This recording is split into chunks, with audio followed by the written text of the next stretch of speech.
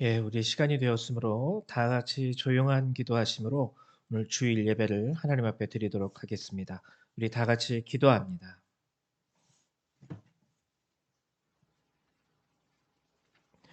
온전한 사람을 살피고 정직한 자를 볼지어다. 모든 화평한 자의 미래는 평안이로다.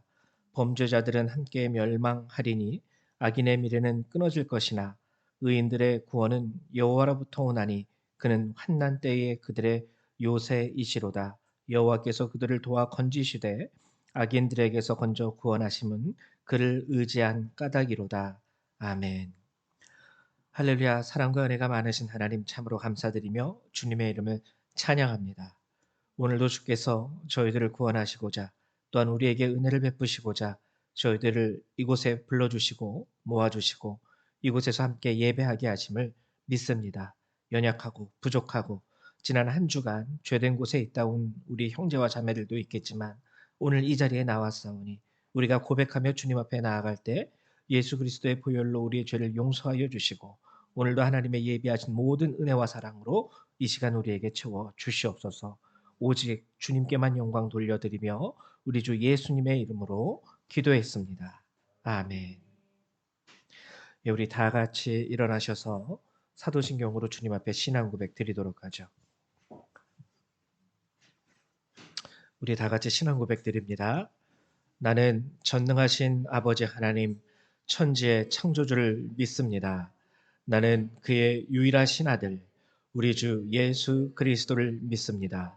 그는 성령으로 잉태되어 동정녀 마리아에게서 나시고 본디오 빌라도에게 고난을 받아 십자가에 못 박혀 죽으시고 장사된 지 사흘 만에 죽은 자 가운데서 다시 살아나셨으며 하늘에 오르시어 전능하신 아버지 하나님 우편에 앉아 계시다가 거기로부터 살아있는 자와 죽은 자를 심판하러 오십니다. 나는 성령을 믿으며 거룩한 공교회와 성도의 교제와 죄를 용서받는 것과 몸의 부활과 영생을 믿습니다. 아멘.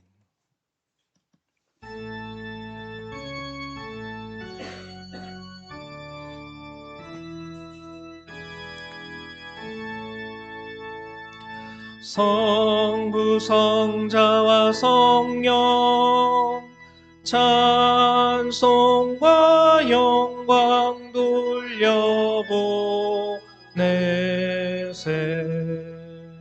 태초로 지금까지 또 영원 무궁토록 성삼위께 영광 영광 아멘.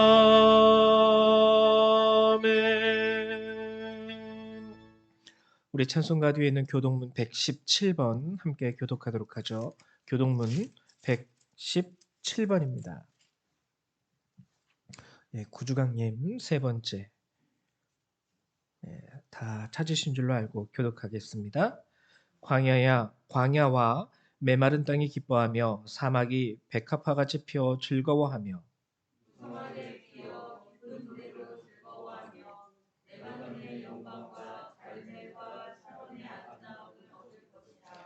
그것들이 여호와의 영광 곧 우리 하나님의 아름다움을 보리로다.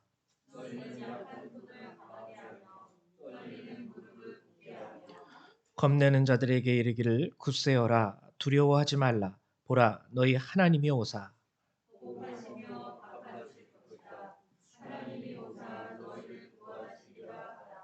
그때에 맹인의 눈이 밝을 것이며 못 듣는 사람의 귀가 열릴 것이며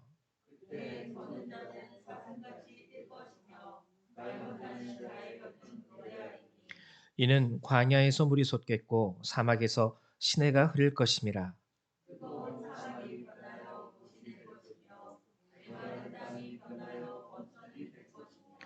승냥이에 눕던 곳에 풀과 갈대와 부들이 날 것이며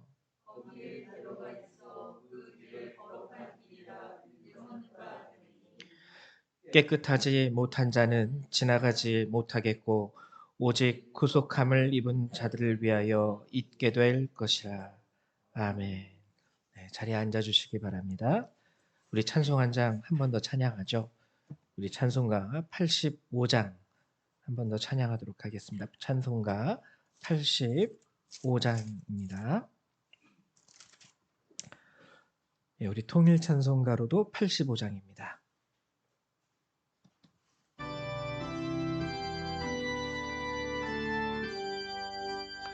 구주를 생각만 해도 이렇게 좋거든. 주 얼굴 배울 때야 얼마나 좋으랴. 만민의 구주 예수의 귀하신 이름은 천지에 있는 이름 중 비할 데 없도다. 참에게 하는 자에게 소망이 되시고 구하고 찾는 자에게 기쁨이 되신다. 예수의 넓은 사랑을 어찌다 말하랴. 주 사랑 받은 사람만 그 사랑 알도다. 사랑의 구주 예수여 내 기쁨 되시고 이제로부터 영원히 영광이 되소서.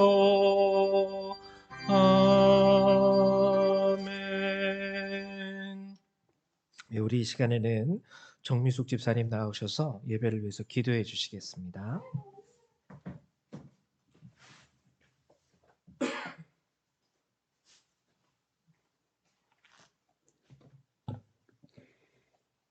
기도하겠습니다. 언제나 사랑으로 우리와 함께 해주시는 주님, 오늘도 주님의 그 사랑을 말씀으로 나누기 위해 이 자리에 모였습니다. 당연하고 영원할 것 같은 가족 간의 사랑도 때로는 가장 버거운 존재가 될 때가 있고 가족의 의미조차 점점 희미해져가는 요즘 시대에 사랑하는 아들 예수님의 죽음으로 우리를 구원하시고자 하신 하나님의 우리에 대한 사랑은 우리 사람으로선 그 깊이를 감당하기조차 힘들게 느껴집니다.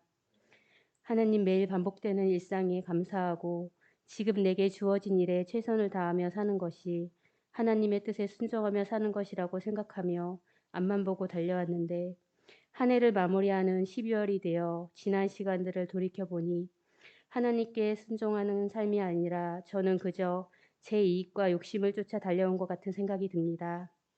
가족을 위한 거라며 생계를 위해 밖에서 일하는 시간 동안 가족과 함께하는 시간은 줄어들었고 밖에서 열심히 일하기 위해 쓴 에너지를 사랑하는 가족과 사랑하는 하나님을 위해 쓰는 데는 이색해져 버리고 말았습니다. 저는 여전히 교회를 나오고 기도를 하지만 그리고 여전히 한 가족 안에서 엄마이고 아내이지만 그 속에서 하나님께서 최고의 가치를 부여하신 사랑은 무시하면서 살아왔음을 고백합니다.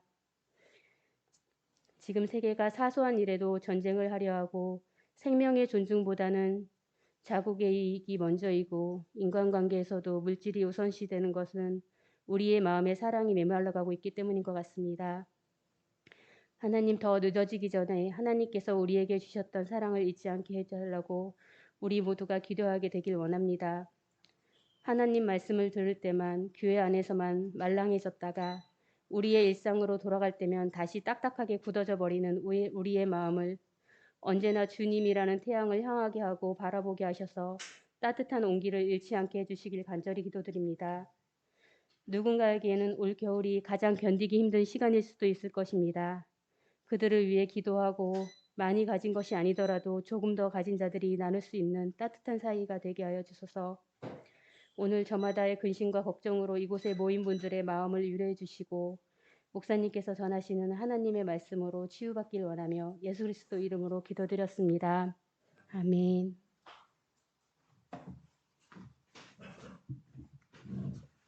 네, 감사합니다. 우리 하나님의 말씀 같이 찾아보도록 하죠. 함께 보실 주님의 말씀은 로마서 8장 18절에서부터 우리 30절의 말씀입니다. 로마서 18장 18절에서부터 30절. 우리 성경 신약 성경 250페이지에 있습니다. 신약 성경 250페이지에 있습니다.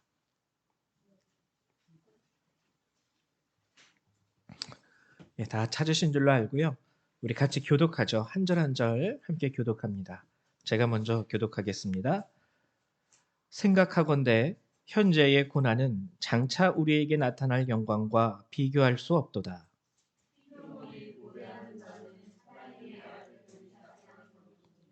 피조물이 허무한데 굴복하는 것은 자기 뜻이 아니요 오직 굴복하게 하시는 이로 말미암음이라.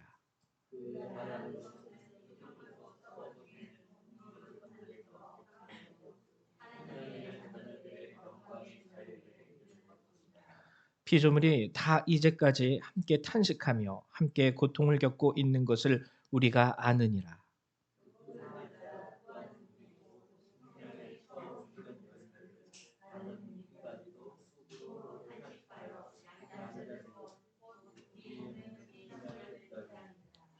우리가 소망으로 구원을 얻었음에 보이는 소망이 소망이 아니니 보는 것을 누가 바라리요.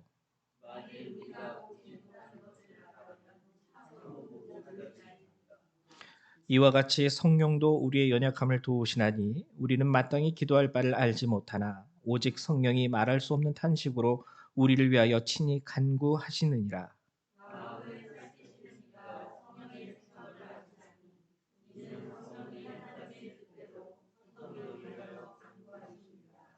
우리가 알거니와 하나님을 사랑하는 자 곧 그의 뜻대로 부르심을 입은 자들에게는 모든 것이 합력하여 선을 이루느니라.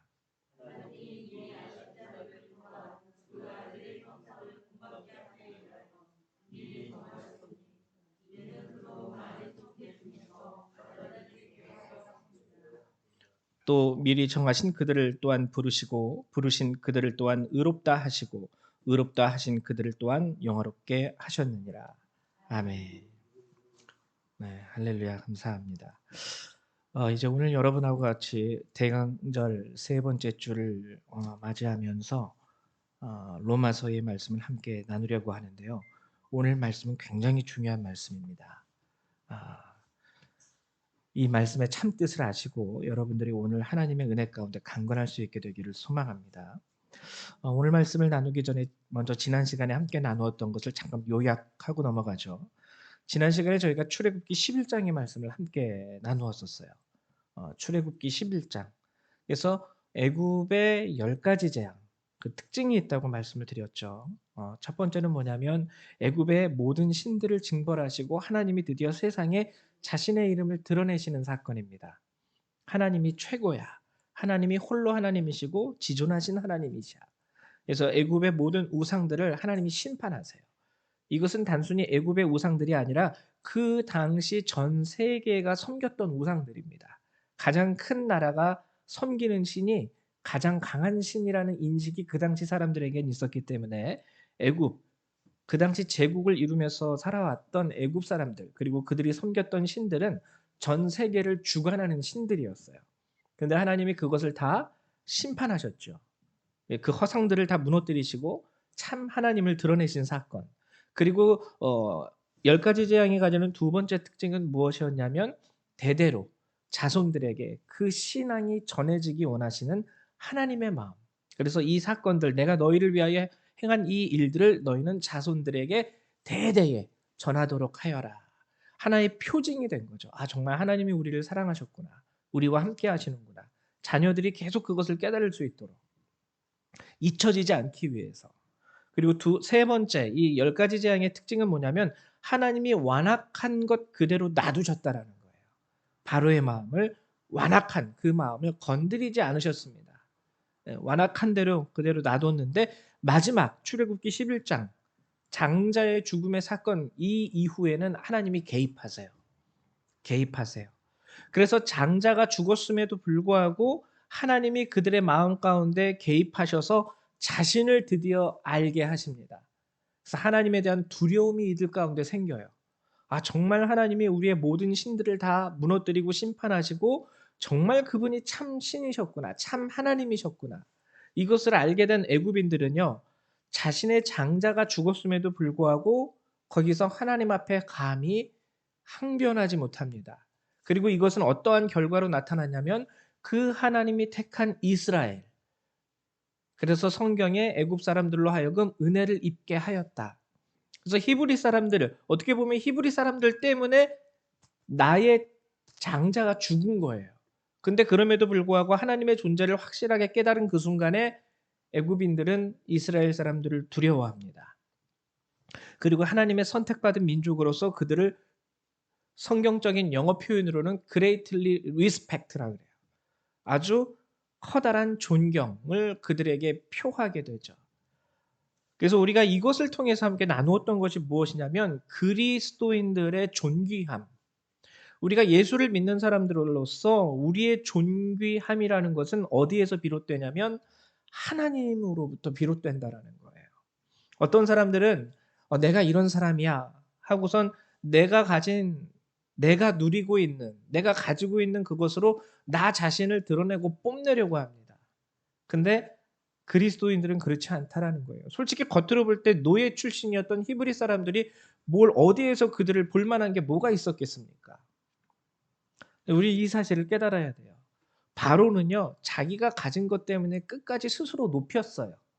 내가 누군데, 내가 이래봬도 애굽 제국의 황제인데, 내가 쉽게 노예 출신의 이 모세와 아론에게 허리를 숙이고 고개를 숙일 수 있겠어? 내가 누군데? 그는 그렇게 스스로를 높이는 과정 가운데 끝까지 고집을 부리다가 10가지 그 모든 재앙 가운데 꺾여집니다. 그러나 히브리인들은 아무것도 가진 것 없었지만 오직 하나님의 역사하심 가운데에서 그 모든 애굽 사람들의 존귀를 받게 됐고요. 그리고 애굽 사람뿐만 아니죠. 이 소식이 나중에 그 고대 근동 지방에 다 퍼집니다. 그래서 출애굽을 하고 가나안 땅에 들어갔을 때 여리고에서도 이 이스라엘 사람들에 대한 소문을 듣고 거기서 이스라엘의 하나님이 우리를 치신다라는 그 소문 가운데 그들이 두려워하기까지 하게 되죠. 그래서 우리들의 존귀함은 우리가 가진 것이나 우리가 누리고 있는 것 때문에 우리가 존귀해지는 게 아니라 우리를 택하신 하나님 때문에 우리가 존귀해진다는 사실. 우리가 스스로를 높이면 안 된다라는 것. 그것을 지난 시간에 나누었습니다. 이제 오늘은 로마서 8장의 말씀을 나누는데요. 이 로마서 8장의 말씀 가운데 우리가 익히 알고 있는 유명한 말씀, 오늘은 이것을 여러분들하고 함께 나누려고 해요. 바로 28절의 말씀. 28절 이렇게 기록하고 있습니다. 우리가 알거니와 하나님을 사랑하는 자, 곧 그의 뜻대로 부르심을 입은 자들에게는 모든 것이 합력하여 선을 이루느니라. 모든 것이 합력하여 선을 이루느니라. 그래서 우리는 이 선을 이루신다라는 이 성경의 말씀 때문에 합력하여 선을 이루는 것, 이 선에 대해서 생각을 하게 됩니다. 이 선이라는 것은 무엇일까요? 우리는 흔히 선이라는 것에 대해서 이렇게 생각하기가 쉬워요. 하나님이 선을 이루실 거야. 하나님이 합력하여 선을 이루신다고 하셨으니까 하나님이 그 뜻대로 하나님을 살아가는 자, 곧 그의 뜻대로 부르심을 입은 자, 즉 나에게 선한 일을 행하게 되게 만드실 거야. 그래서 선한 일, 이것을 생각할 때 우리는 무엇을 생각하냐면 내가 지금 비록 이렇게 힘들고 어려워도 선한 일, 즉 나로 하여금 그 힘든 것에서 건져내시고 내 마음에 만족을 주시고 내 마음에 흡족함을 주시는 그 일을 이루게 하실 거야. 이렇게 판단하는 경우가 많이 있어요. 그러나 엄밀히 말하면 이것은 성경에 대해서 우리가 잘못 이해하고 있는 부분입니다. 선이라는 것, 선을 합력하여 선을 이룬다고 하는데 그럼 이 선, 성경이 말하는 주님이 말씀하시는 이 선이라는 것은 과연 무엇일까? 그것을 이제 여러분들하고 함께 나누려고 합니다. 오늘 본문, 우리가 함께 읽은 본문은 18절에 이렇게 시작을 하죠. 생각하건대 현재의 고난은 장차 우리에게 나타날 영광과 비교할 수 없도다. 즉 오늘의 말씀은요. 그 배경이 있는 거예요. 그 배경이 뭐냐면 현재의 고난이라는 게 배경입니다. 현재의 고난. 근데 이 현재의 고난이라는 것은요. 솔직히 사실적이죠. 여러분 인생을 살아가면서 고난 없는 인생이 있습니까? 걱정이나 근심이나 아픔이나 부끄러움이 없는 인생이 있습니까? 인생이라는 건 다 고난이 그들 가운데 있게 마련이에요. 근데 그리스도인들에게 그럼 고난이란 무엇일까? 이 고난 앞에선 그리스도인에 대해서 확실하게 본문이 알려주는 것이 있는데 20절이에요. 20절. 분명히 고난은 있습니다. 근데 그러한 그리스도인들, 나는 그래도 하나님을 믿으니까 고난이 올 때 좀 하나님이 도와주시고 좀 그 고난의 뭐라 그럴까요? 강도를 좀 이렇게 낮게 해주시고 뭐 이런 것을 우리가 생각할 수 있어요. 그래도 내가 하나님 믿는 사람인데, 그래도 우리가 그리스도인들인데. 근데 20절은 뭐라고 얘기하냐면 이렇게 얘기합니다. 피조물이 허무한데 굴복하는 것은 자기 뜻이 아니요 오직 굴복하게 하시는 이로 말미암음이라. 여기서 나타나는 아주 중요한 단어는 굴복이라는 거예요. 굴복. 허무한데라는 것은요. 이 고난의 상황을 의미합니다. 예수를 믿든지 믿지 않든지 상관없어요. 고난이 오면은요. 우리 인간은 아주 직접적으로 느끼게 됩니다. 뭘 느끼게 되냐면 내가 할 수 있는 게 별로 없다라는 거. 쉽게 말하면 두려움이죠. 걱정과 근심. 인생의 엄청난 고난 가운데 우리 인간은요. 스스로 견뎌낼 수 있는 힘과 능력이 제한되어져 있습니다. 어쩔 때는 좌절도 경험해요. 이거는 예수를 믿든지 믿지 않든지 상관없이 고난 가운데 우리 인간이라면 누구나 연약하기 때문에 어쩔 수 없어요. 나이 들면 예수 믿는다고 해서 나이 들면 그 몸이 20대처럼 튼튼해집니까?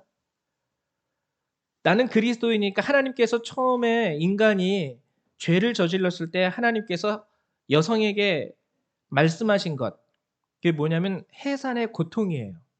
죄를 졌기 때문에 너는 아이를 낳을 때 고통을 겪게 될 것이야.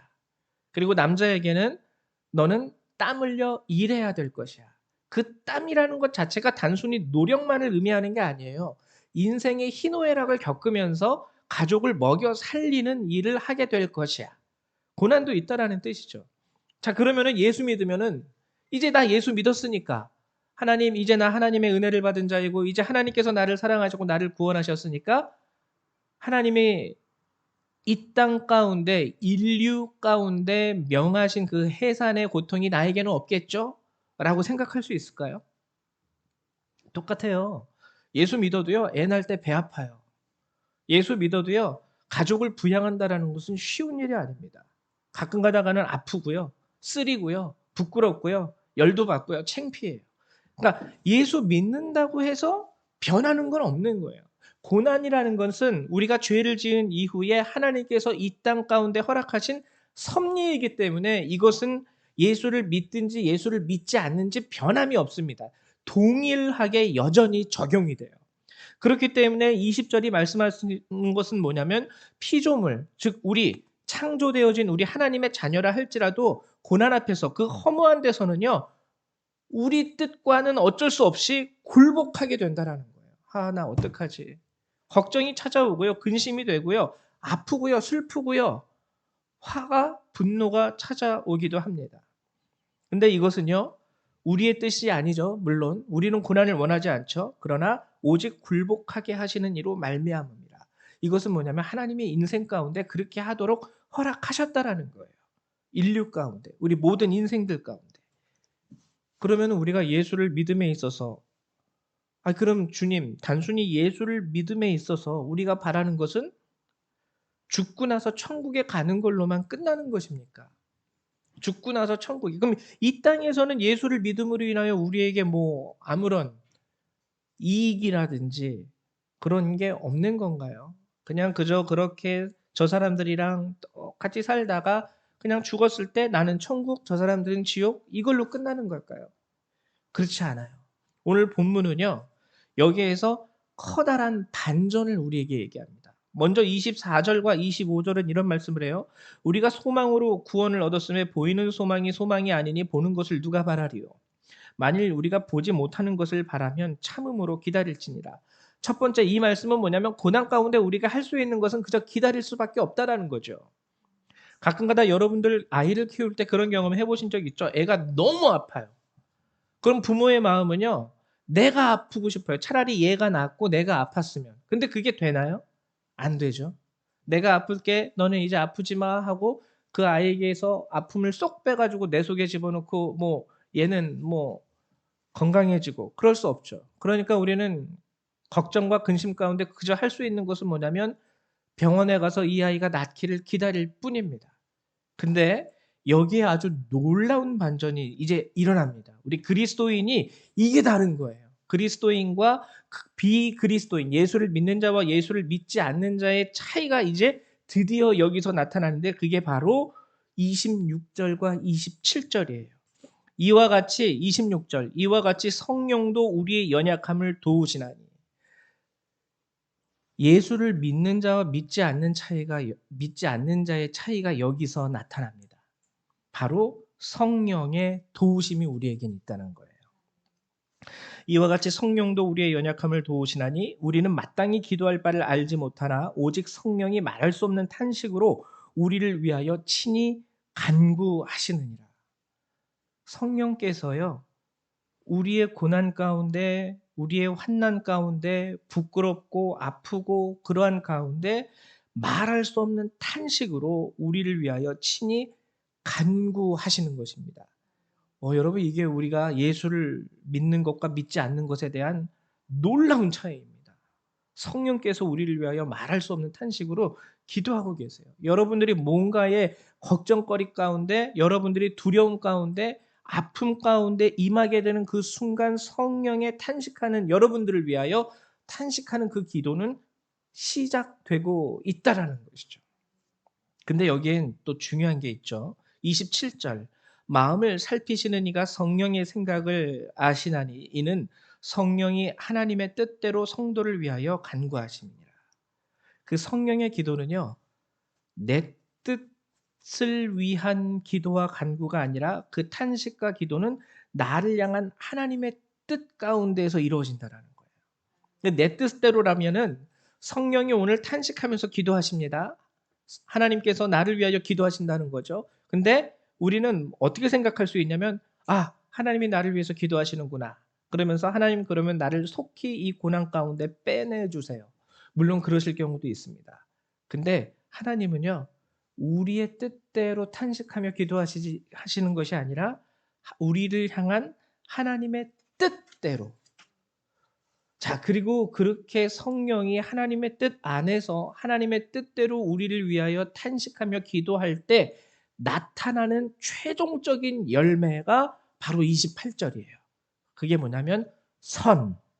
오늘 우리가 함께 읽은 우리가 월거니와 하나님을 사랑하는 자 곧 그의 뜻대로 부르심을 입은 자들에게는 모든 것이 합력하여 선을 이루느니라. 그래서 여기서 합력은요. 하나님과 내가 중요한 것입니다. 하나님의 뜻이 아니고서는 선을 온전히 이룰 수 없어요. 내가 단순히 고통 가운데 벗어난다라는 것이 선이 아니라는 거죠. 이 말씀은. 마가복음 10장 18절에는 이런 말씀이 있습니다. 예수께서 이르시되 내가 어찌하여 나를 선하다 일컫느냐 하나님 한 분 외에는 선한 이가 없느니라. 고통이 싫지만 여기에서 벗어나고 싶지만 진짜 선한 분은 오직 하나님 한 분. 그래서 그분의 뜻이 나의 삶 가운데 이루어지는 것이 참된 선입니다. 물론 그 선이요 내가 고통 가운데 벗어나는 것이기도 해요. 근데 우리는 이것을 조금 더 우리 중심이 아닌 하나님 중심 안에서 해석할 수 있어야 된다라는 거죠. 아, 참된 선이라는 것은 단순하게 정말 단순하게 내가 이 고통 가운데서 벗어나는 것이 아니라 나의 이 고통 가운데서 이 상황 가운데서도 하나님의 뜻이 이루어지게 하는 게 참된 선이구나. 그래서 성령께서 하나님의 뜻을 쫓아서 말할 수 없는 탄식으로 나를 위하여 기도하시는구나. 그럼 이제 여기서 중요한 건 뭐냐면 우리의 응답입니다. 우리의 응답. 이것에 대해서 좀 더 깊이 나눌 텐데요. 지난 수요일에 우리가 누가복음 15장에 나오는 예수님의 말씀, 탕자의 비유에 대해서 함께 나누었었어요. 탕자, 둘째 아들, 아버지가 여전히 살아계셨을 때 아버지에게 요구를 하죠. 재산 분할해 주셔서 이제 나 독립해 나갈 테니까 아버지의 재산을 내게 주십시오. 아버지로부터 재산을 받고 나가게 됩니다. 그리고 이방 땅에서 그 모든 재산을 다 허비해요. 잃어버려요. 탕진해요. 그 탕진한 다음에 이 아들은 결정을 하죠. 어떻게 하지? 자, 이제 이 아들에게 고난이 찾아왔습니다. 돈이 하나도 없어요. 이제 이 상황 가운데서 내가 살 길을 찾아야 돼요. 어떻게 하면 될까? 어떻게 하면 살까? 이 아들은 여기서 한 가지 선택을 하게 됩니다. 그 인생의 과정 가운데 아버지께로 돌아가자. 아버지께로 돌아가자. 근데 이게 우리가 그냥 이 이야기만 보면 그치 아버지께로 돌아가야지 그래도 자기 가족인데 그래도 피부친데 설마 아버지가 뭐 이런 생각을 할 수 있겠지만요. 그 당시에 이미 제가 말씀드렸듯이 유대 관습 가운데서는 이런 게 있습니다. 재산이라는 것은 기업이에요. 기업은 누가 준 것이냐면 아버지가 나에게 준 것이기도 하지만 엄밀히 말하면 하나님이 주신 것이 기업이에요. 그렇기 때문에 유대 율법과 문화와 관습 가운데 뭐가 있냐면 그 아들이 아버지로부터 기업을 물려받았어요. 이 기업은 하나님께로부터 온 것이에요. 근데 이 기업을 이방 땅에 가서 다 탕진해 버리고 쉽게 말하면 알거지로 돌아올 때 그 아들은요. 하나님의 기업을 잃어버린 자식이에요. 하나님이 주신 기업을 잃어버린 자식. 그렇기 때문에 가족도요. 그 아들을 받아주지 않습니다. 너는 하나님께서 우리에게 주신 그 기업을 너의 즐거움과 쾌락을 위해서 이방 땅에 가서 사용하고 탕진하고 빈털터리로 돌아왔으니 우리가 너를 가족으로 받아들여 줄 수 없다. 이것이 그 당시의 유대 관습입니다. 그러니까 이 둘째 아들의 입장에서 아버지께로 돌아가자라는 것은 굉장히 커다란 결단이었던 거예요. 나 어차피 가봤자 내가 지금 이 꼴이 되었는데 아버지가 나를 자식으로 안 받아주겠구나. 가정뿐만이 아니에요. 유대 사회 전체가 그를 배척합니다. 그 가정에서 배척하는 것뿐만 아니라 내가 고향, 내가 자라났던 그곳에 있는 나의 옛 친구들도, 내 선배와 후배들도, 선생님들도, 제자들도, 그 외에 내가 그 유대 땅에서 살았을 때, 내 고향에서 살았을 때 내가 가지고 있었던 그 모든 관계 가운데 나는 철저하게 고립이 돼요. 하나님의 기업을 외국에 가서 다 이방인들에게 팔아 넘기고 온 아주 못된 녀석. 어떻게 저 녀석이 유대인이 될 수가 있어? 어떻게 저 녀석이 우리와 같은 한 민족이 될 수 있겠어? 쉽게 말하면 매국노가 되는 거예요. 매국노. 안 받아줘요. 안 받아줘요. 그러니까 이 둘째 아들이 아버지께로 돌아가자라는 이 판단, 결정을 내린 것은요. 이 아들의 입장에서 볼 때도 쉬운 결정이 아니었습니다. 그래서 아버지께 와서 뭐라고 얘기해요? 제가 아들이 될 자격이 없습니다. 저를 그냥 아버지 밑에서 일하는 일꾼 중에 한 명으로 여기소서. 근데 여기서 중요한 이야기가 나오죠. 뭐냐면 아버지의 결정이에요. 오자마자 어떻게 합니까? 누가복음 15장 22절에서 24절에 이렇게 기록이 되어 있어요.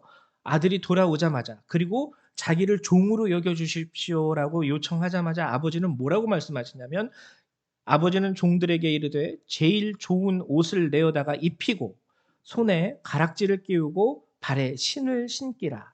그리고 살찐 송아지를 끌어다가 잡으라. 우리가 먹고 즐기자. 이 내 아들은 죽었다가 다시 살아났으며 내가 잃었다가 다시 얻었노라 하니 그들이 즐거워하더라. 아버지가 이 아들을 회복시키시는 사건입니다. 손에 반지도 끼워주고요. 제일 좋은 주인의 아들로서의 권위를 상징하는 옷도 입혀주고요. 신발도 신겨주고요. 살찐 송아지를 잡아서 쉽게 말하면 파티를 엽니다. 내 둘째 아들의 회복을 명하시고 선언하게 된 것이죠. 그럼 어떻게 이렇게 할 수 있었을까? 아버지는 여기서 누구와도 상의하지 않습니다. 우리 같으면요, 인간적으로 생각하면 이렇게 얘기할 수 있어요. 자, 그럼 이렇게 하는 거야. 너 앞으로 이렇게 해. 너 내 재산 다 가지고 탕진하고 돌아왔지? 그러면 우리가 생각할 수 있는 거예요. 아침 7시에 일어나서 돼지우리 가서 돼지 밥 주고, 그거 끝나면 점심 먹고 논에 가서 밭에 뭐 하고, 밭에 뭐 하면 저녁 먹은 이후에 뭐 해. 이렇게 해서 살아가야 돼. 하고 아버지가 아들에게 요구할 수 있어요. 네가 내 아들로서 회복되기 위해서는 이렇게 돼야 돼. 이거 안 하면 나도 너에게 더 이상 줄 게 없어. 우리는 보통 이렇게 할 수 있습니다. 쉽게 거래를 뭔가 할 수 있다라는 거죠. 근데 아버지는 아들에게 아무런 네가 뭐가 돼야 된다, 네가 뭐를 해야 된다라는 조건을 내걸지 않아요. 보통 우리가 아이들에게 그런 거 하죠. 시험 볼 때 너 이번에 100점 맞으면 너 원하는 거 내가 하나 사줄게. 너 이번에 100점 맞으면 너 뭐 할 수 있게 해줄게. 그러면은 이 아이의 입장에서는 뭐를 해야만 돼요. 뭐가 돼야만 돼요. 내가 아버지로부터 상급을 얻기 위해서는 내가 뭐가 되든지 아니면 내가 무엇을 하든지 이 두 가지의 조건이 충족되지 않으면 나는 아버지로부터 그것을 받을 수가 없습니다. 이게 우리가 인간적으로 생각할 수 있는 일인데 오늘 아버지는 전혀 그런 게 없어요. 왜 그랬는지 아십니까? 왜냐하면 아버지는 이미 결정했기 때문에 이 내 아들이 재산을 달라고 하고 나로부터 떠나가는 순간 아버지는 이미 이 아들을 향한 뜻을 정하신 거예요. 어떤 뜻이냐면 이 아들을 내가 다시 회복시켜야 된다. 이 아들을 내가 회복시킬 것이다. 아버지는 그것을 이미 결정한 거예요. 아들이 떠났을 때. 그렇기 때문에 아들이 돌아오는 순간 이미 내가 결정한 그 판단을 아버지는 실행하게 되신 것입니다. 근데 이것이요, 우리에게도 동일해요. 저에게도 그렇고 여러분들에게도 그렇고 동일한 거. 이게 뭐냐면은요. 오늘 29절과 30절을 제가 한 번 더 읽어 드릴게요. 하나님이 미리 아신 자들을 또한 그 아들의 형상을 본받게 하기 위하여 미리 정하셨으니, 미리라는 말이 나오죠. 하나님은 우리를 향한 뜻을 이미 결정해 놓으셨다라는 거예요. 그 아들의 형상을 본받게 하기 위하여 미리 정하셨으니 이는 그로 많은 형제 중에서 맏아들이 되게 하려 하심이라. 또 미리 정하신 그들을 또한 부르시고 부르신 그들을 또한 의롭다 하시고 의롭다 하신 그들을 또한 영화롭게 하셨느니라. 그러니까 여러분과 저를 향한 하나님의 결정은 정해졌습니다. 어떤 것으로요? 의롭다. 너희들은 이제 더 이상 죄인이 아니다. 그리고 두 번째, 너희들은 영화로운 자다. 왜? 내 아들이 되니까. 이게 하나님이 우리를 위하여 이미 정하신 부분입니다. 그리고 그 결정이 극대화돼 가지고 나타나는 본문이 바로 31절 이후의 본문이에요. 그런즉 하나님이 이렇게 정하셨은즉 이 일에 대하여 우리가 무슨 말을 하리요? 만일 하나님이 우리를 위하시면 누가 우리를 대적하리요? 자기 아들을 아끼지 아니하시고 우리 모든 사람을 위하여 내주시니가 어찌 그 아들과 함께 모든 것을 우리에게 주시지 아니하겠느냐. 이게 우리를 향한 하나님의 결정입니다. 누가 능히 하나님께서 택하신 자들을 고발하리요? 의롭다 하시는 이는 하나님이시니 누가 정죄하리요? 죽으실 뿐 아니라 다시 살아나신 이는 그리스도 예수시니 그는 하나님 우편에 계신 자여 우리를 위하여 간구하시는 자시니라. 그러면서 누가 우리를 하나님이 이미 결정하신 그 하나님의 결정 가운데에서 누가 우리를 그리스도의 사랑에서, 이 결정은 하나님의 사랑이죠. 그리스도의 사랑에서 끊으리요. 환난이나 곤고나 박해나 기근이나 적신이나 위험이나 칼이랴. 그 어떤 것도 하나님의 결정을 번복시킬 수 없습니다. 이게 바로 오늘 성경이 우리에게 말씀하시는, 높음이나 깊음이나 다른 어떤 피조물이라도 우리 주 그리스도 예수 안에 있는 하나님의 사랑에서 끊을 수 없느니라. 그러니까 우리를 향한 이 하나님의 결정은요, 매우 견고하다라는 거예요. 견고하다라는 거예요. 그럼 여기서 이제 우리가 깨달아야 되는 것이 있습니다. 먼저 알아야 되는 것은요, 우리를 향한 하나님의 뜻, 그 중점은 우리가 무엇이 되거나 무엇을 해야 된다라는 것에 있지 않아요. 하나님은 우리가 이미 죄인 되었을 때 먼저 우리를 사랑하셨죠. 우리가 죄인 되었을 때 그가 먼저 우리를 사랑하시고 그가 미리 정하셨어요. 그를 어떻게? 나는 너를 의롭게 할 것이다. 그리고 나는 너를 영화롭게 할 것이다. 우리에게 주어지는 이 의로움과 하나님의 아들로서의 그 영화로움은요, 우리가 뭐가 돼야지만 주어지는 게 아니에요. 너 하나님의 자녀가 되기 위해서 반드시 이것이 돼야 돼. 너 하나님의 자녀가 되기 위해서 반드시 이것을 해야 돼가 상관이 없다라는 거예요. 탕자가 아버지께 돌아왔을 때 뭐 한 거 있습니까? 아버지, 내가 아버지의 자녀가 되기 위하여 그래도 재산을 다 탕진했지만 이것을 했습니다 하고선 자기의 결과물을 가지고 아버지께 왔어요. 아니면은 이것을 했습니다. 아니면 이것이 되었습니다. 내가 비록 모든 재산을 허비했지만 아버지, 지금 나는 쉽게 말하면 뭐 예를 들면 박사학위를 받게 되었어요. 그러니 나를 자녀로 받아주십시오. 그런 것도 없고요. 재산을 다 탕진했지만 그래도 아버지, 내가 이렇게 했어요. 그러니까 나를 좀 자녀 받아주십시오. 이것도 없어요. 이것도 없어요. 그러니까 무엇이 돼야 된다라거나 무엇을 해야 된다라는 것은 우리를 향한 하나님의 결정에 있어서 전혀 무관한 것이죠. 그럼 뭐가 중요한 것일까? 오스왈드 챔버스라는 사람이 이런 말을 했습니다. 인간이 과정이라 부르는 그것을 하나님은 목표라고 부르신다. 경량의 한복판에서도 예수님을 바라보고 그분의 뜻이 반드시 이루어짐을 믿고 그 뜻 안에서 침착함과 평온함을 잃지 않을 수 있다면 그것이 바로 우리를 향한 하나님의 뜻이다 라고 얘기했습니다. 이게 중요한 거예요. 하나님의 뜻이라는 게 바로 이겁니다. 하나님의 뜻이라는 거. 우리는요, 우리 스스로가 인생에 있어서 하나님은 우리에게 자유의지를 주셨기 때문에 우리는 우리의 인생에 있어서 우리 자의적으로 결정을 내리고 판단을 할 수 있습니다. 탕자가 그랬죠. 내가 결정을 내리자. 아버지를 떠나자. 아버지로부터 재산을 요구해서 내가 그 재산을 가지고 저기 살기 좋은 저 이방 땅에 가서 내가 내 인생의 장밋빛 그림을 그려보자. 스스로 결정했습니다.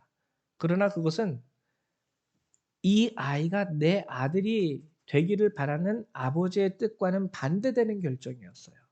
그래서 그 인생의 과정 가운데 그는 그것을 선택했을 때 비록 외국에까지 가서 놀 수는 있었지만 결국에 그 결과는 모든 것을 탕진하게 돼버리는 결정을 얻게 되죠. 그리고 이제 또 그가 맞이한 인생의 과정 가운데 그는 두 번째 결정을 내려야 됩니다.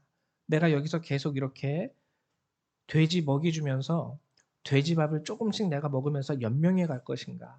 아니면 아버지 집에 가서 종으로 살 것인가? 여기서 또 결정을 내릴 때 이 탕자는 드디어 아버지 뜻에 맞는 결정을 하게 됩니다. 뜻에 맞는 결정을 하는 것이 바로 아버지께로 돌아가자.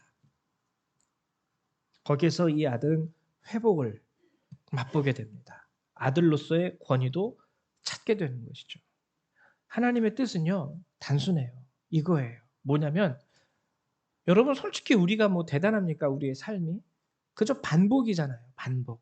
내일도 아침에 일어나면은 이거 해야 되고, 내일 모레도 아침에 일어나면 이거 해야 되고. 우리 아이들도 똑같아요. 아침에 일어나면 밥 먹고 씻고 학교 갈 준비해서 학교 갔다 오고, 학교 끝나면 학원 가고, 학원 끝나면 집에 와서 숙제하다 잠자고.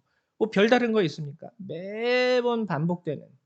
별로 크게 하루하루의 삶에 대해서는 우리가 의미를 둘 게 별로 없어요. 근데 하나님의 뜻은 뭐냐면 그 반복되는 삶 가운데에서 그게 고난이라 할지라도 그게 아픔이라 할지라도 하나님은 오늘 내가 무엇을 선택하기 원하실까를 먼저 생각해 보는 거예요. 그게 바로 성령이 우리를 위하여 말할 수 없는 탄식으로 간구하는 기도의 주제이자 제목입니다. 하나님, 아무개가 오늘 아파하지만, 아무개가 오늘 힘들어하지만, 그럼에도 불구하고 이 아무개가 하나님의 뜻 가운데서 선택할 수 있게 해주세요. 이 아무개가 하나님의 뜻 가운데에서 결정할 수 있게 해주세요. 이것이 바로 우리를 향한 하나님의 뜻이고 성령은 그것을 위해서 기도하는 거예요. 단순히 이 고난이 빨리 끝나게 해주세요. 이 고난에서 벗어나게 해주세요. 대박 나게 해주세요가 성령의 기도의 제목이 아니라는 것이죠. 여러분, 우리가 그리스도인으로서 결과만, 무엇이 되는 것과 무엇을 하는 것에만 초점을 맞추어서 신앙생활을 하면 큰일 납니다. 큰일 나요. 제가 뉴스를 봤는데요. 그 뉴스를 보면서 참, 야, 내가 지금 살아가는 이 세대가 이런 세대가 됐구나라는 것을 느꼈던 뉴스인데, 어떤 뉴스였냐면 어떤 부모님이에요. 편의점에서 담배를 샀습니다. 담배를 사서 자녀한테 갖다 줘요. 근데 이 부모가 한편으로는 고민을 하는 거예요. 이게 옳은 걸까? 내가 내 자녀에게 편의점에서 담배를 사서, 아직 학생이에요. 중학생인데 담배를 사주는 거예요. 그래서 왜 담배를 사줍니까? 물어봅니다. 기자가. 얘가 공부를 잘한대요. 근데 공부를 굉장히 잘하는데 담배를 안 피면 공부 안 하겠다 그런대요. 그래서 이 공부를 잘해서 1등을 계속 해야 되기 때문에 담배를 사준다는 거예요. 결과만 생각하는 거죠. 결과. 내 아들이 인생 가운데 어떠한 과정을 지나가는 것에 대해서는 다 묵살해버립니다. 오직 1등이 될 수 있다면 담배든 술이든 나중에 커보세요. 난리 나는 거예요. 뭐만 될 수 있다면 불법을 하든 상관없다라는 거예요. 이 결과만을 생각하면, 하나님의 은혜를 결과적으로만 생각하면 큰일 나요. 또 하나는 어떤 학생이 학교에서는 모범생이에요. 전교 1등이에요. 근데 그 엄마를 죽여버렸죠. 그래서 왜 죽였니? 경찰이 물어봅니다. 엄마가 항상 1등만 요구해가지고 공부 조금 못하고 문제 하나만 틀려도 엄마가 막 난리를 친대요. 그 스트레스 때문에 엄마를 그냥 죽였대요. 이게 사실이에요. 제가 뉴스에서 읽은 거예요. 지금 우리 세대가 그러고 있어요. 너무 결과만을 생각해요. 뭐만 되면 되는 거예요. 뭐만 하면 되는 거예요. 그 과정 가운데서 하나님의 뜻이 무엇인지는 우리가 별로 상관 안 해요. 잊어버려요. 우리 예수를 믿는 자들도 똑같습니다. 그 일만 하면 되는 거예요. 그 일이 이루어지기만 하면 돼요. 그 과정이 어떻든 상관이 없어요. 우리는 이것을 굉장히 중요하게 받아들일 수 있어야 돼요. 하나님은 그 결과를 인정하지 않습니다. 하나의 또 한 예로서 여러분 생각을 해보세요. 결과만을 생각해 본다면, 제가 지금 여러분들 앞에 목회자로 서 있죠. 목사입니다. 근데 하나님의 선하심이라는 것과 하나님의 뜻을 결과적으로만 생각했을 때 과연 저의 인생 가운데에서 하나님의 뜻은 정말 이루어지게 된 것일까? 왜냐면은 보세요. 만약에 이제 제가 고등학교를 졸업하고 이제 신학을 하기 위해서 대학교에 입학하는 순간 20살이 되어서 나는 선교사가 돼야 되겠다. 나는 목회자가 돼야 되겠다. 하고선 신학교의 원서를 누려고 하는 순간 어떤 분이 제게 찾아와서 만일 얘기를 합니다. 당신은 24살에 어머니가 돌아가게 될 것이고 아버지는 재혼을 하지만 그 생활이 좀 평안하지 않다가 아버지도 결국에는 폐암으로 돌아가게 될 것입니다. 그리고 당신은 결혼하게 되면은 지적 장애와 자폐를 가진 자녀를 낳게 될 것이고, 그리고 교회 목사가 되지만 재정적으로 자립하지 못한 그저 개척교회 목사로 살다가 또 애들도 이런저런 문제 가운데에서 골칫거리도 생기게 될 것입니다. 그러면 여러분, 제가 그것을 딱 들었을 때 내가 20살이 되어서 신학교의 원서를 누려고 하는 그 순간에 너의 인생은 이렇게 될 거야 라는 누군가로부터 말을 듣게 된다면 제가 신학교의 원서를 넣을 수 있었을까요? 결과적으로 보면 이런 인생이 어디 있어요. 4년 후에 엄마가 돌아가시지, 아버지 재혼하시지만 폐암으로 또 돌아가시지, 자녀를 결혼해서 자녀를 얻었는데 지적 장애에다 자폐까지 있지. 이거 하나님의 선하신 뜻이 아닌 것 같아. 그러면 나는 거기서 신학을 안 할 거예요. 딴 길을 찾아볼 거예요. 뭔가 내가 잘 될 수 있는 하나님의 뜻이 있는 길이 또 없을까? 즉 뭐냐면, 다시 말하면 저는요, 하나님의 뜻 가운데서 전혀 부합하지 않은 목사가 된 거예요.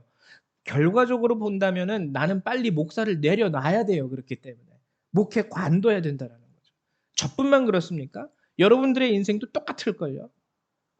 여러분들의 인생 가운데서도 아픔이 없습니까? 괴로움이 없습니까? 제가 정말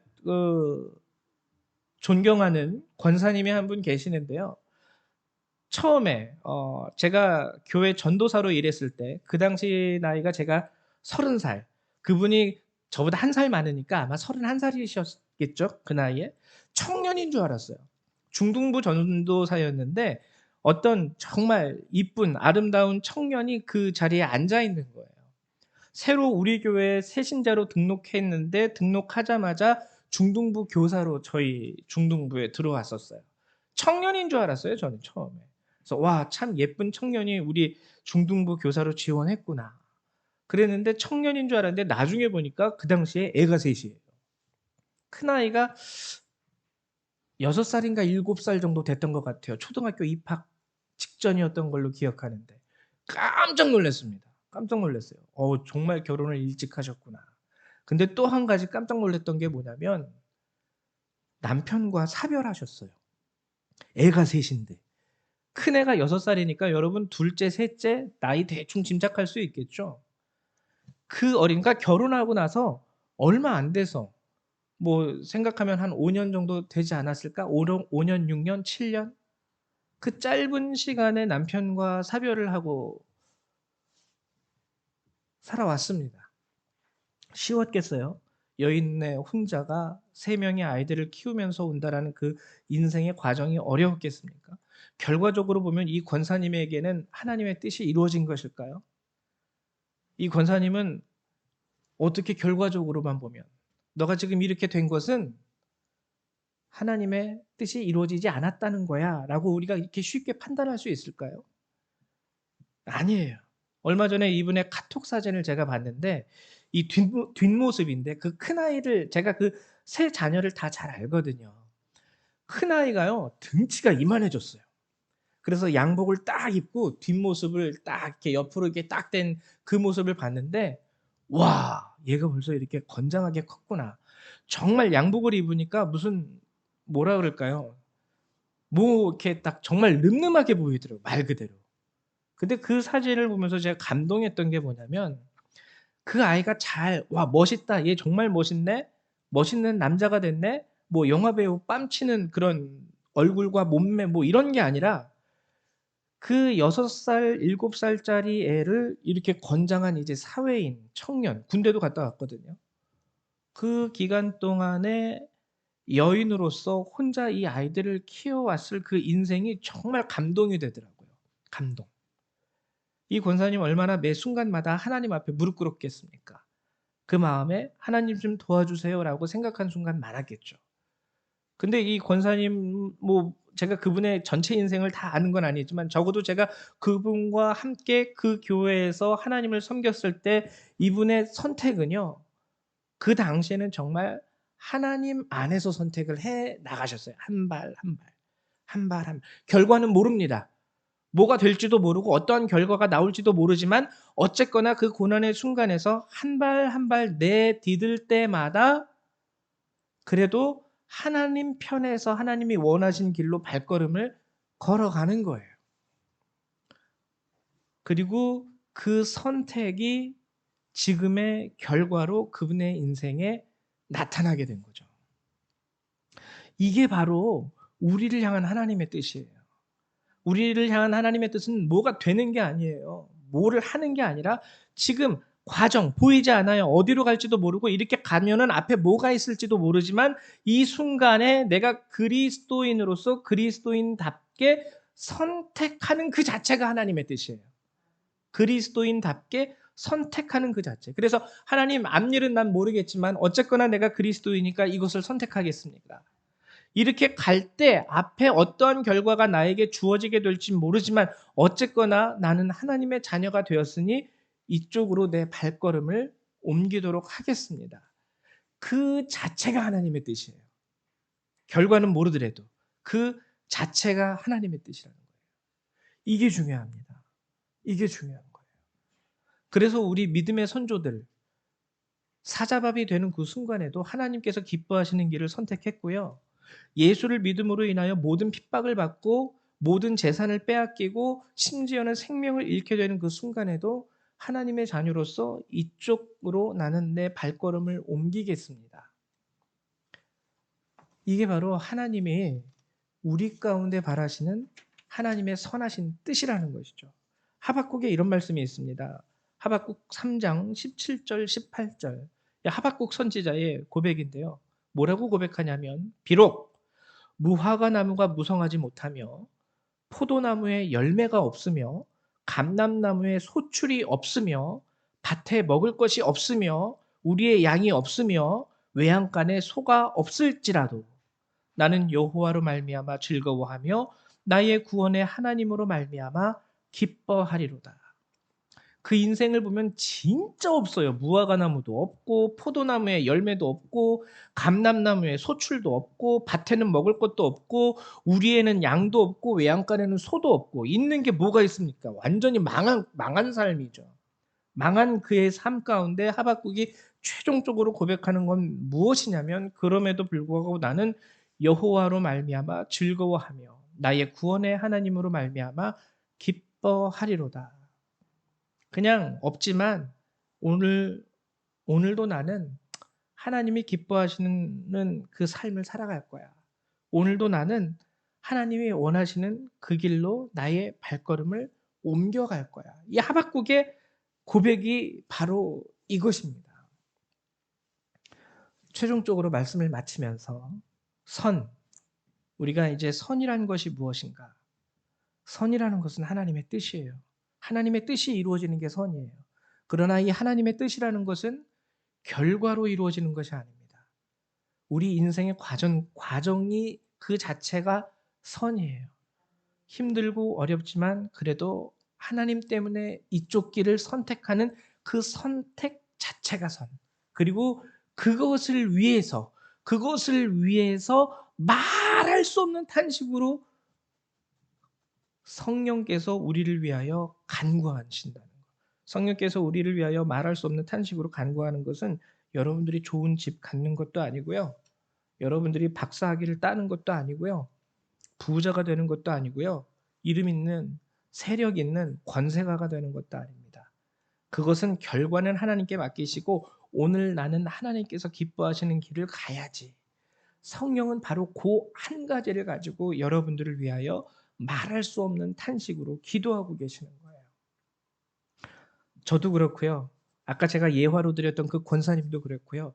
지금까지는 그래도 그렇게 살아왔습니다. 근데 지금부터 우리의 생이 끝나지 않았기 때문에 앞으로도 중요한 거예요. 저도 그렇게 해야 돼요. 하나님 목사가 됐다고 해서 제가 다 끝났습니까? 제 인생이? 아니죠. 앞으로 제가 숨을 거두는 그 순간까지 저는 계속해서 제가 살아가야 할 인생 가운데 오늘부터 앞으로 쭉 하나님께서 기뻐하실 만한 그 길, 하나님이 뜻하실 만한 그 길로 내 자신을 들여 순종하며 지속적으로 나가야 돼요. 지금까지 그렇게 해왔어도 앞으로 그렇게 안 한다면 망하는 거예요. 저도 그렇고 아까 말씀드린 그 권사님도 그렇고 여러분들도 똑같습니다. 그렇기 때문에 성령께서는요, 그 기도가 끝이지 않아요. 오늘도 아마 제 눈에 보이지 않고 들리지 않아서 그럴 것이지 성령께서는 오늘도 나를 위하여 말할 수 없는 탄식으로 하나님 앞에서 주의 뜻이 이루어지기를 위하여 기도하고 계십니다. 여러분 이 사실을 꼭 기억하셔서 하나님의 뜻이라는 거, 선함이라는 거, 그것은 내가 그럼에도 불구하고 하나님으로 말미암아 기뻐하며 하나님이 원하시는 선택을 하는 그 자체가 하나님의 뜻이구나.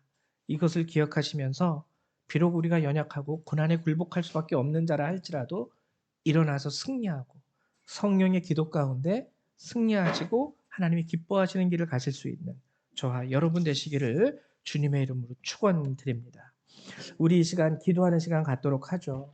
우리 함께 나눈 말씀을 가지면서 여러분들의 삶을 돌아보시고 하나님 힘들지만 어렵지만 내 필요를 위해서 기도도 해야 되지만 하나님의 선하신 뜻이 나의 인생을 이끌 수 있도록 도와주십시오. 함께 기도하도록 합니다. 사랑과 은혜가 많으신 하나님 참으로 감사드립니다. 우리가 돌아보면 힘들고 어려웠던 우리 인생의 삶이었고 주저앉을 수밖에 없었고 하나님 눈물을 흘릴 수밖에 없었던 상황들이었지만 하나님 그때마다 우리가 하나님께 기도하고 하나님께서 원하시는 그 길을 택하여 선택했을 때마다 주님께서는 우리를 위하여 놀라운 은혜와 축복을 예비하셔서 우리의 길을 인도하셨으며 하나님 돌아볼 때 나의 삶을 주장하시고 오늘의 이 순간에 이르기까지 나를 세워주신 이시가 여호와이심을 하나님 고백합니다. 하나님 간절히 원하는 것은 우리 성도님들에게도 함께 하셔서 우리 성도님들도 하나님 오늘 하루 하나님께서 기뻐하시는 그 길을 걷기 위하여 주님 앞에 온전하고 주님 앞에 순종하고 하나님의 말씀을 들어 결단할 수 있는 성도들이 될 수 있게 되기를 소망합니다. 하나님, 저들이 길 가는 과정 가운데 주저앉지 않을 수 있도록 도와주시옵소서. 쓰러져 엎드러지지 않을 수 있도록 하나님 새 힘과 능력으로 도와여 주시옵소서. 하나님의 뜻을 선택하기 위하여 고난 중에서도 주님의 말씀을 사모할 때에 하나님 날마다 주시는 하나님의 은혜와 능력이 저들을 일으켜 세워주시고 선함을 택함으로 말미암아 저들의 인생을 통하여 하나님의 뜻이 이루어지며 하나님의 뜻이 이루어질 때 하나님의 의로우심과 하나님의 영화로우심이 주님의 뜻을 쫓아 살아가는 모든 백성들 가운데 이루어지게 되시기를 소망합니다. 그렇습니다. 우리를 향한 하나님의 뜻은 이미 결정되었습니다.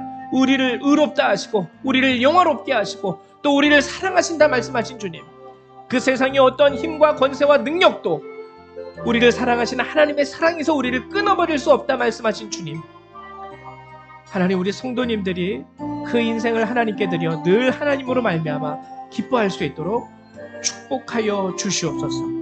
올바르게 주님 말씀 안에서 선택할 수 있도록 도와주시옵소서. 감사드리며 주 예수님의 이름으로 기도했습니다. 아멘. 이 시간에는 우리 찬송가 430장 함께 찬양하시면서 주님 앞에 준비하신 예물을 드리도록 하죠. 찬송가 430장 함께 찬양합니다.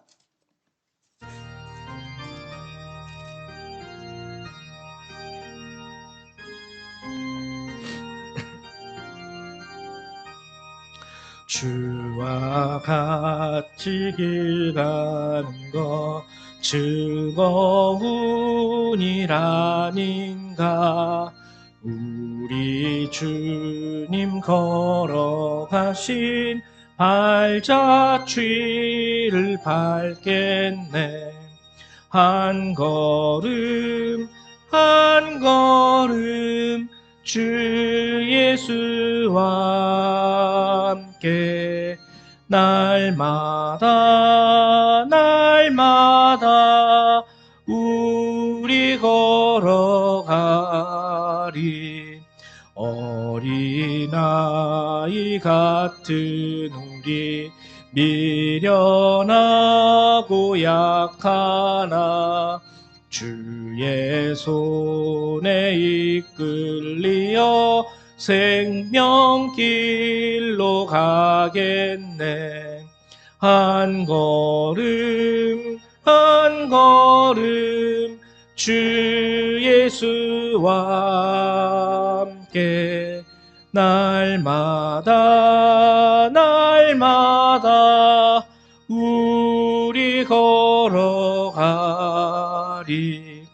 꽃이 피는 들판이나 험한 골짜기라도 주가 인도하는 대로 주와 같이 가겠네.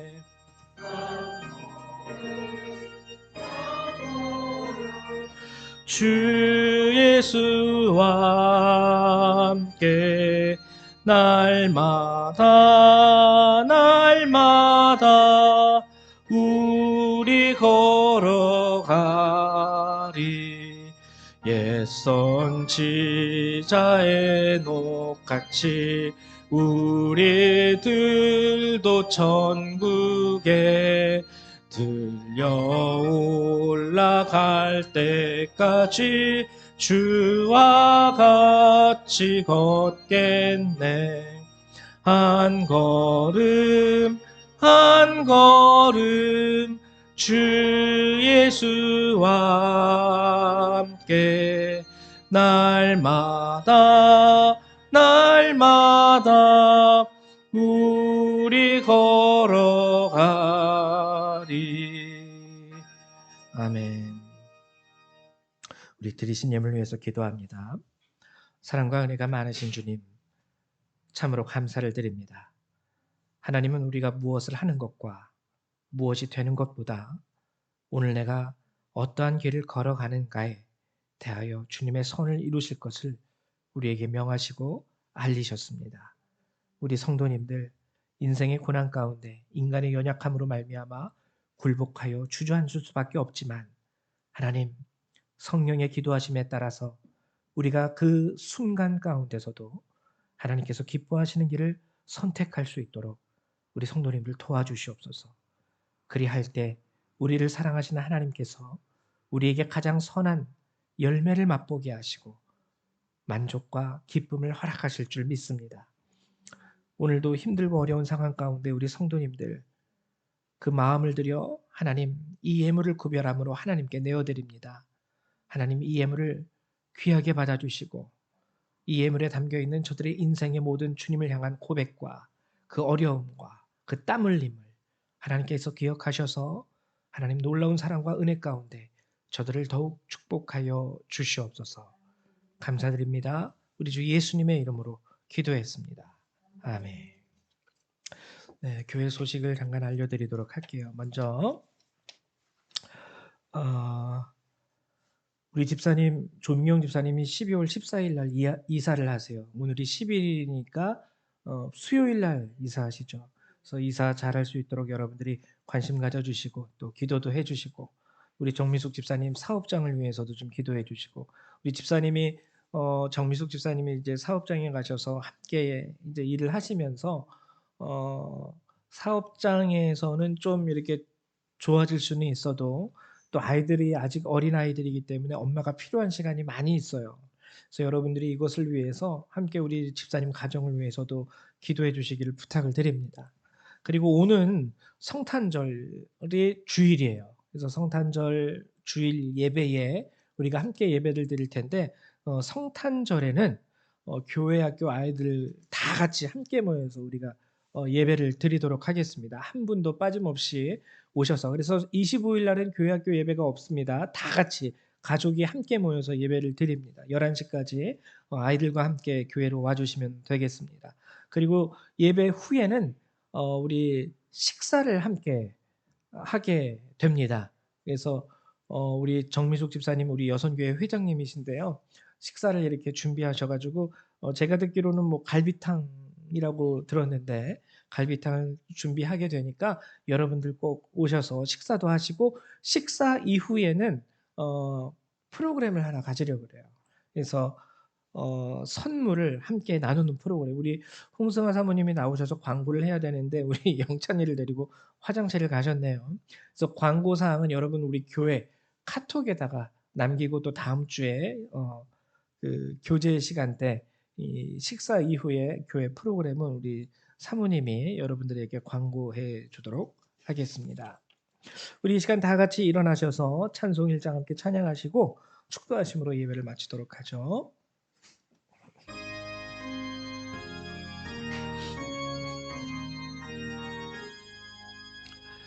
만복의 근원 하나님 온 백성 찬송 드리고 저 천사여 찬송하세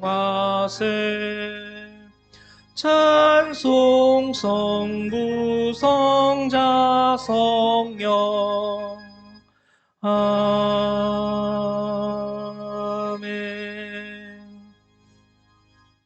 사랑과 은혜가 많으신 하나님 참으로 감사를 드립니다.